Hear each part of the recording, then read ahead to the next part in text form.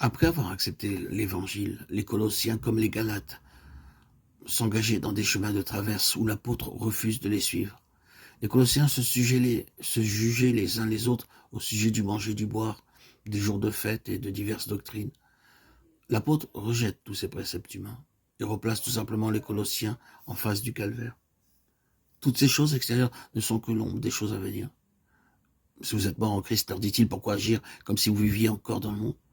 Vous vous laissez séduire par la philosophie de vaines subtilités. Vous vous laissez maîtriser par des docteurs charnels enflés d'orgueil qui ne demeurent pas attachés au chef Christ. Or, Christ est la tête de l'Église, qui est son corps. Ce corps reçoit la vie de son chef, tire sur l'accroissement du Christ. Il n'y a donc à l'œuvre en vous rien de moins que la vie de Christ. Si vous êtes mort avec Christ, si Christ est votre vie, pourquoi vous remettre sous la tutelle des hommes, vous soumettre à des commandements humains touchant les choses extérieures et éphémères? En ce 21e siècle, nous sommes encore exposés au même danger que les Colossiens. Nous sommes enclins à nous placer sous des règles tout humain pour arriver à plus de sainteté ou de consécration. Les chrétiens mondains, ou plutôt ces deux termes jurant d'être associés, les chrétiens superficiels ne courent pas ce danger.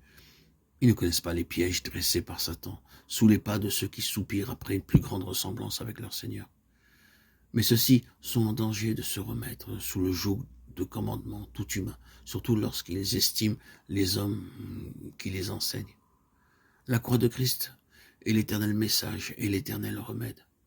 De tout notre cœur, choisissons d'être crucifiés avec Christ, et nous ne tarderons pas à expérimenter que le monde est crucifié pour nous, qu'il a perdu sa puissance d'attraction.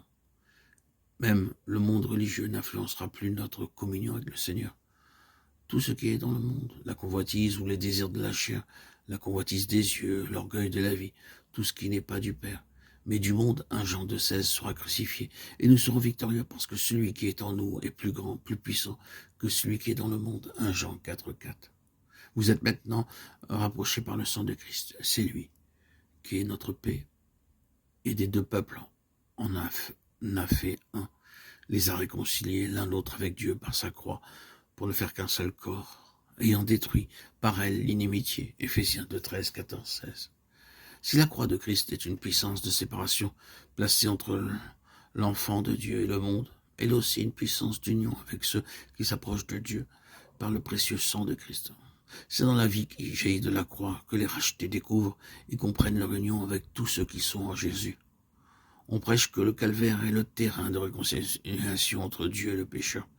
On devrait proclamer aussi que c'est le seul terrain de parfaite union entre les hommes, entre ceux qui vraiment vivent avec Christ.